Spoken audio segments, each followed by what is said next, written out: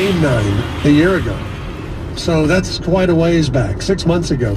Cowboys were 5-3 when they went to Atlanta. I wouldn't say they were riding high, 5-3, but they were in pretty good shape at 5-3. I think they'd won 3 straight. And they'd just beaten the Chiefs, which we thought at the time was a big deal, because the Chiefs had played really well early in the season. They hadn't fallen apart yet.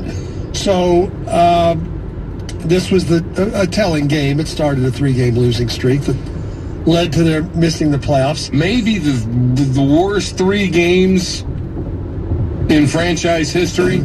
Just unbelievable, numbers in terms of the magnitude of the defeats. Got spanked by 3 The teams. second halves of those games. Yeah. I do remember the Eagles game. They led 9-7 at the half, and they lost 37-9.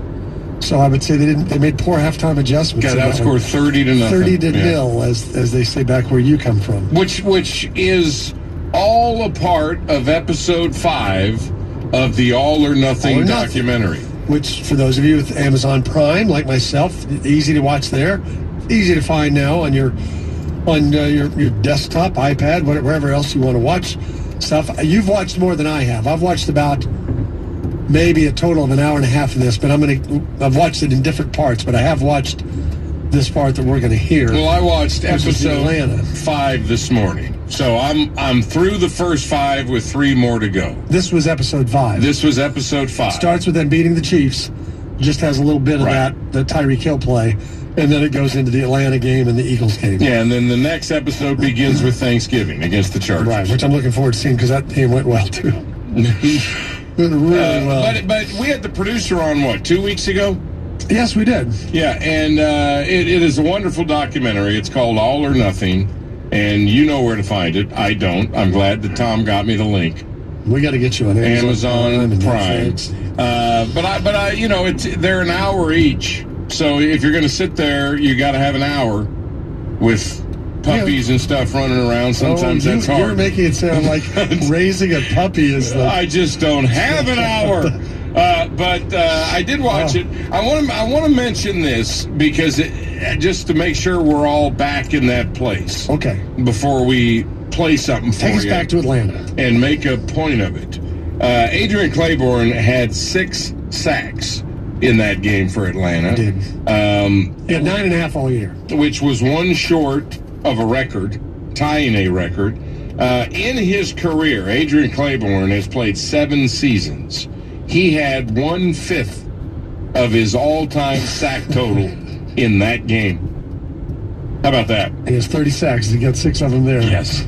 30 sacks. He got 6 of them there. Not all 6 against Chaz Green. No. I believe 4.5 to 5 against Mr. him. Bell. And Byron Bell, they replaced him with. He got 1 there. But it was a horrible day, and we wanted to play a cut or two here. Yes.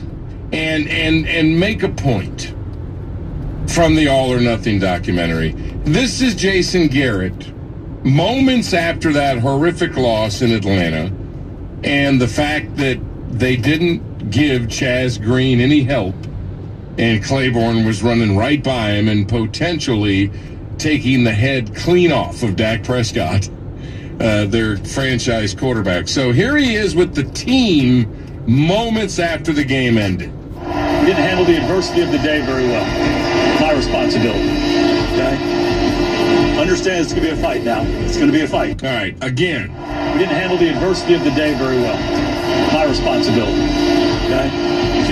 Understand it's going to be a fight now. He owned up to it being his responsibility, the first words out of his mouth to his team. Okay, now, Monday. Or is it Monday? Yeah, Monday, I believe, when they have the big meeting at the big table. Monday morning. Garrett's in front. The entire Jones family surrounding him. The entire Jones family is there. This is Jason Garrett sizing up what happened in Atlanta. Obviously a disappointing loss. It starts with me. I'm more responsible than anybody. We need to have a better plan for contingencies. I got to do a better job communicating during the week. I got to ask more what-if questions. We got to make better adjustments during the game. We got to make sure we're executing the adjustments. I'm talking to myself here. I'm talking to myself. I did a poor job, guys. I did a real poor job. Okay, that right there is my favorite thing I've heard so far in the show for 2 reasons. One, He goes off script. He actually sounds like he's saying what he thinks for a minute. I'm talking to myself here. Everything else he says tends to sound scripted. But he does... You need to play it again because he goes, I'm talking to myself here. I'm talking to myself. He repeats them all. Then he repeats it again, whatever he's saying next. Yeah, he likes to make, as Jeff Catlin, our boss, pointed out. It's an important point. He has to say it twice. He has to say it twice. Obviously, a disappointing loss. It starts with me. I'm more responsible than anybody. We need to have a better plan for contingencies. I got to do a better job communicating during the week. I got to ask more what-if questions. We got to make better adjustments during the game. We got to make sure we're executing the adjustments. I'm talking to myself here. I'm talking to myself. I did a poor job, guys. I did a real poor job. All right, here is why that to me is key. Okay. Because that week after the Atlanta game, and you were one of those that was leading the charge against the coaching staff for not making the proper adjustment. Did you go to the Atlanta game? I was there. Yeah, okay, that's right. Because you went after him some in the post news conference. More after the Charger game, but some after the.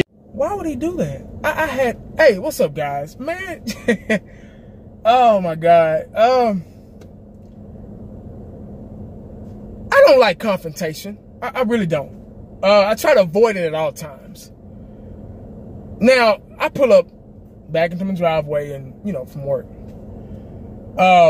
Young guy, teenager. He's a basketball player. He bounces ball up and down the street, right in front of my house. And, trying to, I guess, better his future, trying to get a basketball scholarship or whatever. Nice young man, never had a problem out of him. So I'm backing up in my driveway, and I guess he walked to Kroger or whatever that's right up the street here. And he buys himself some candy or something, and he gets the Kroger bag and he just throws it in the grass, in my yard. I'm about to move in 2 months, so at first I was gonna let it slide, but I'm looking at it, I'm like, this dude just threw this bag in my yard. This is still my yard. Technically, it's still my yard. So I'm looking at it, I'm just sitting there, I'm looking at it. I'm like, should I say something? Should I, So I'm like, you know what? Let me go ahead. Because he looked at me when he did it, so he knew it was wrong. So I said, hey, excuse me, young man, really? And I pointed at it. I was like, really? Oh, I'm sorry, sir. I'm sorry, sir. I said, come on, man. I said, really? And, he about 6'1", 6'2". He's probably about 16, 17 years old. I don't give a damn. I lay his ass out. I don't care. He's a kid. I don't want to go that far, I don't want to hurt his feelings or anything. I said, say, man, I said, try not to do that, man, because I said, I'm going to let you slide this time.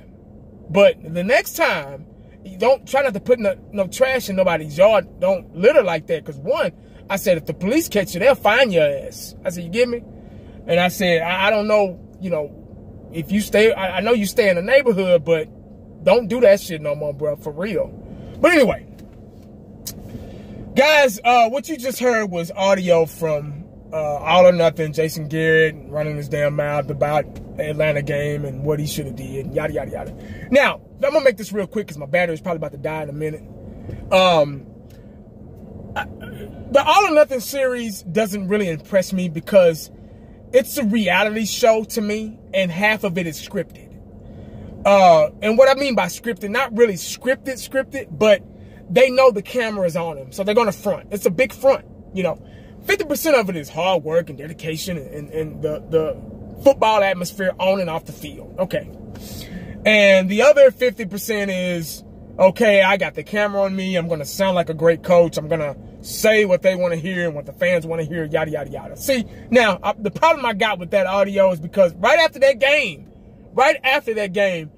Jason Garrett did not own up. Neither one of them did not own up to not adjusting to Dak Prescott damn near getting his head took off or getting injured or career injured or whatever. You get what I'm saying? So you wait a day, 2 days later to when the cameras are on you for your show, All or Nothing, where you guys are getting money and revenue off of. You wait until that to make it seem like you're a coach. to make it seem like, oh, I know what I'm doing, and yeah, we're gonna work hard and we're gonna adjust, and you're gonna say the right things in front of the camera. You get what I'm saying? So that was BS to me. Now I'm gonna make this video short and sweet. Jason Garrett's full of shit. I'm pretty sure y'all agree. And what I've been saying, the players are going to have to outplay the coaches this season in order for us to win, because the coaches, they don't know what the fuck they're doing. They never will. As long as they got Dallas Cowboys on a logo on them somewhere, they're not going to ever know what they're doing. So, guys, let me know what y'all think in the comment section about that garbage y'all just heard. And make sure you comment, subscribe, leave a like, whatever. Make sure you stay cowboyed up, because you never know what the day is going to bring you. Holla back at your boy. I'm out.